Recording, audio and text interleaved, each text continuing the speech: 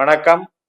அன்பார்ந்த குரு ஜோதிட நேயர்களுக்கு உங்கள் ஜோதிடர் ஜே.எம்.எஸ். சந்திரமௌலியின் ஜோதிட பதிவு. இந்த பதிவு கன்னியா லக்ன அன்பர்களுக்கு சனியை பற்றியது.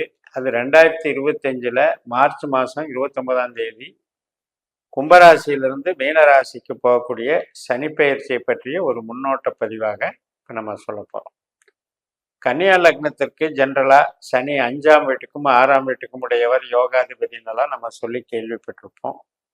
சனியினுடைய நட்சத்திரங்கள் இருக்கிற இடமும் நம்ம லக்னத்துக்கு 3ஆம் இடமான விருச்சிக ராசியில் அனுச நட்சத்திரமாகவும், 7ஆம் இடமான மீன ராசியில் உத்திரட்டாதி நட்சத்திரமாகவும், 11ஆம் இடமான கடகராசியில் பூச நட்சத்திரமாகவும் இருக்குது.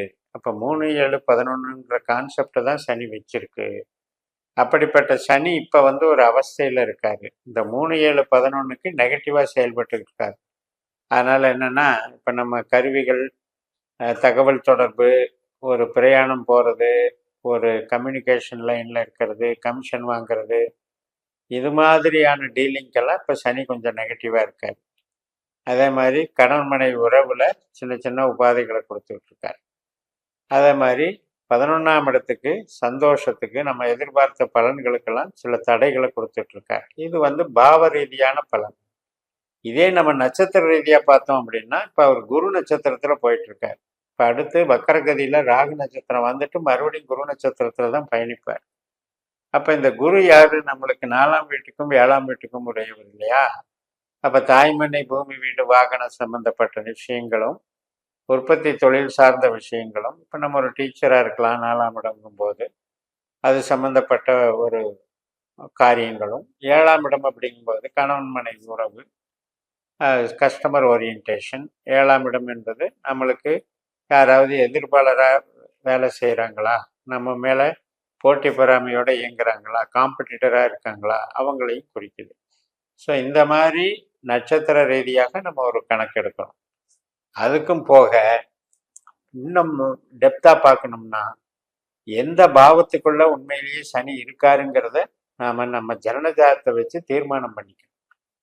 ஏன்னா நம்ம நட்சத்திர சூத்திர முறைப்படி உங்கள் ஜனனஜாதத்தை கணிச்சிங்க அப்படின்னா, அந்த லக்ன புள்ளி அப்படிங்கிறது, இப்போ கன்னியா லக்னம்ங்கிறது 3 நட்சத்திரத்தில் எந்த நட்சத்திரமாக இருக்குங்கிறதையும் நம்ம பார்க்கணும், எந்த பாதத்தில் இருக்குங்கிறதையும் நம்ம பார்க்கணும்.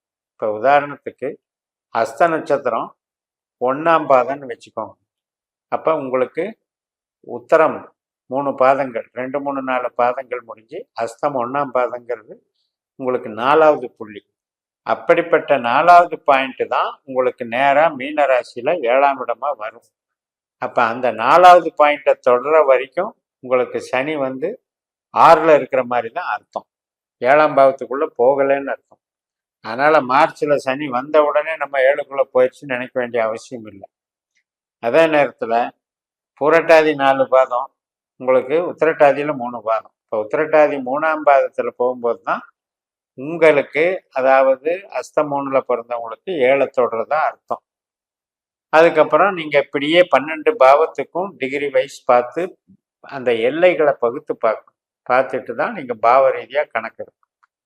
இப்போ ஜென்ரலாக கெட்ட ஸ்தானம்ங்கிறது என்ன அப்படின்னா, 4ஆம் இடம், 8ஆம் இடம், 12ஆம் இடம். இப்போ 4ஆம் இடம் நம்மளுக்கு தனுசு, 8ஆம் இடம் நம்மளுக்கு மேஷம், 12ஆம் இடம் நம்மளுக்கு சிம்மம். நம்ம பூமி ராசி, நெருப்பு ராசியான இந்த 3மே நமக்கு இடைஞ்சல் தர்ற ராசிகள். இந்த இடத்துல சனி வந்தால் தான் நம்ம கொஞ்சம் ப்ரெஷர், அழுத்தங்கள், சனியினுடைய தாக்கங்கள், சனி என்பது துக்ககாரகன், அது சம்பந்தப்பட்ட நிகழ்வுகள், அதுவும் சனியினுடைய திசையோ புத்தியோ அந்தரமோ சூட்சமோ நடந்தால் மட்டும்தான் அது எஃபெக்டுக்கு வரும். அப்போ தான் நமக்கு அது ஒரு மாறுபட்ட விளைவு கொடுக்கும். அதுலேயும் நமக்கு சனி யார் அப்படின்றத நம்ம தெரிஞ்சுக்கணும். நம்ம சிஸ்டத்தில் போட்டு கணிச்சு 12 பாவ உபநட்சத்திரங்களை தான் 12 பாவத்தை இயக்கக்கூடிய இயக்குநர்களாக நம்ம பார்க்கணும். அப்போ 12 பாவம் அப்படின்னு எடுக்கும்போது, இப்போ உங்களுக்கு உதாரணத்துக்கு 2ஆம் இடத்துக்கோ 10ஆம் இடத்துக்கோ சனி வந்துட்டாரு, உங்கள் ஜனன ஜாதகத்தில் 2ஆம் பாவ உபநட்சத்திரமாகவோ 10ஆம் பாவ உபநட்சத்திரமாகவோ அந்த சனி இருக்காரு அப்படின்னா, அவர் உங்களுக்கு தொழிலுக்கு நல்லது பண்ண போறாரு, பணத்துக்கு சம்பாதிக்கிறதுக்கு வழி பண்ண போறாருன்னு அர்த்தம். அவர் அந்த விஷயத்துல கெடுக்க மாட்டார். அதே நேரத்தில் நம்ம ஜனன ஜாதகத்துல 8ஆம் பாவத்துக்கோ 12ஆம் பாவத்துக்கோ அதிகாரியா வந்தாலோ, அல்லது தொடர்புல 8ஆம் பாவத்துக்கோ 12ஆம் பாவத்துக்கோ ஒரு கனெக்டிவிட்டி வந்தாலோ, சனி வரும்போதெல்லாம் திசாபுத்தி அந்தரம் வரும்போதெல்லாம் நமக்கு பாதிக்கும்னு எடுத்துக்கணும். அப்ப இந்த பேஸ் வந்து எங்க இருக்கு? நம்மளுடைய ஜனன ஜாதகத்துல இருக்கு. அது தெரிந்தால் மட்டுமே உண்மையிலேயே சனி நமக்கு நல்லவரா கெட்டவரான்னு தெரியும். சனியினுடைய பிரச்சனைகள் எந்த ரூபத்துல வருங்கிறது நமக்கு தெரியும். அது இல்லாம மொத்தமா நமக்கு ஒரு 7ல வந்துருச்சு 8ல வந்துருச்சுன்னு நம்ம ரொம்ப பதட்டப்பட வேண்டியது இல்லை. சனியை பொறுத்த வரைக்கும் நம்ம லக்னத்துக்கு இப்ப 6ஆம் வீட்டுல இருக்கும்போது குருவனுடைய நட்சத்திரத்துல இருக்காரு. அப்படிங்கும்போது இப்ப அந்த குரு ஒரு இடத்துல இருப்பார் இல்லையா? அப்ப அதை பார்க்கணும். இது மாதிரி நம்ம ஜனன ஜாதகத்திலையும் பார்க்கணும். இப்ப கோச்சாரத்திலையும் குரு எங்க இருக்காரு? நமக்கு 9ஆம் வீட்டுல இருக்காரு. அப்ப இந்த 6ஆம் வீட்டுல இருக்கிற சனி ஒரு நோயை கொடுக்குது அப்படின்னா, அந்த சனி நின்ற நட்சத்திராதிபதி குரு வந்து அந்த நோய்க்கு வந்து ரெமெடி பண்றாருன்னு அர்த்தம். அந்த நோயிலிருந்து நம்மளை விடுவிக்கிறாரு. நோய் வந்தாலுமே பயப்பட வேண்டியதில்லை, நான் சரி பண்ணி தரேன்னு சொல்றாருன்னு அர்த்தம். அந்த அளவுக்கு நம்ம அதை புரிஞ்சு கொண்டு போகணும். இப்ப அடுத்தது சனியினுடைய சொந்த நட்சத்திரத்துக்கே வருவார் மீன ராசியில. மார்ச்ல வந்து பூரட்டாதி 4ஆம் பாதத்துல முதல்ல என்ட்ரி ஆவார். அதுக்கப்புறம் உத்திரட்டாதி 4 பாதங்களுக்கும் உள்ள போவார். அந்த உத்திரட்டாதி நட்சத்திரத்துல சனி வரும்போது தன்னுடைய சொந்த நட்சத்திரத்துல இருக்கிறதுனால கும்பராசியினுடைய பலனை முழுக்க தருவாரு. அப்படி தரும் பொழுது நம்மளுக்கு 6ஆம் இடமா வேலை செய்யும். இப்ப இந்த 6ஆம் பாவம் என்பது அகம் சார்ந்து நம்ம எடுக்கும்போது நம்மளுடைய லக்னம் சார்ந்து நோயின்னு எடுக்கிறோம். இப்ப இதே வேலைன்னு எடுத்துக்கிட்டீங்கன்னா அது புறம் சார்ந்த விஷயம். அப்ப லக்னம் சாராம சில விஷயங்கள் எடுக்கும்போது நோய் வேலை சார்ந்த விஷயத்துக்கும் தொழில் சார்ந்த விஷயத்துக்கும் பணவரவு சார்ந்த விஷயத்துக்கும் ஒரு கடனா நமக்கு பணம் வரணும் அப்படின்னாலும் ஒரு வழக்குல நம்ம ஜெயிக்கணும் அப்படின்னாலும் இதுக்கெல்லாம் வந்து அந்த சனி நட்சத்திரத்துல சனி போறது வந்து நமக்கு பாசிட்டிவா இருக்கும். அப்ப ஒரு கேஸ் நடந்துகிட்டு இருக்குன்னா அந்த கேஸ் வந்து நம்ம ஜெயிக்கிறதுக்கு வலிமையா இருக்குன்னு அர்த்தம். ஒரு காம்படிட்டிவ் எக்ஸாம் எழுதுறோம் அப்படின்னா அந்த எக்ஸாம்ல ஜெயிக்கிறதுக்கு நமக்கு சந்தர்ப்பம் கொடுக்குதுன்னு அர்த்தம். ஸோ இந்த வகையில நட்சத்திர ரீதியாக ஒவ்வொரு கிரகத்தையும் ஆய்வு பண்ணி நம்ம பலன் எடுக்கணும். இப்ப காலபுருஷ தத்துவ ரீதியாக பார்த்தீங்கன்னா மேஷம்தான் முதல் லக்னம். அப்ப 4ஆம் இடமும் 8ஆம் இடமும் 12ஆம் இடமுமான அந்த கடக விருச்சிக மீனம்ங்கிறது ஒரு மோசமான இடம். அதனால வந்து இயற்கை சீற்றங்கள் இந்த மாதிரி பிரச்சனைகள்லாம் வருது. அது வந்து உலகியல் ஜோதிடத்துக்கு நம்ம அதை கணக்கு எடுத்துக்கலாம்.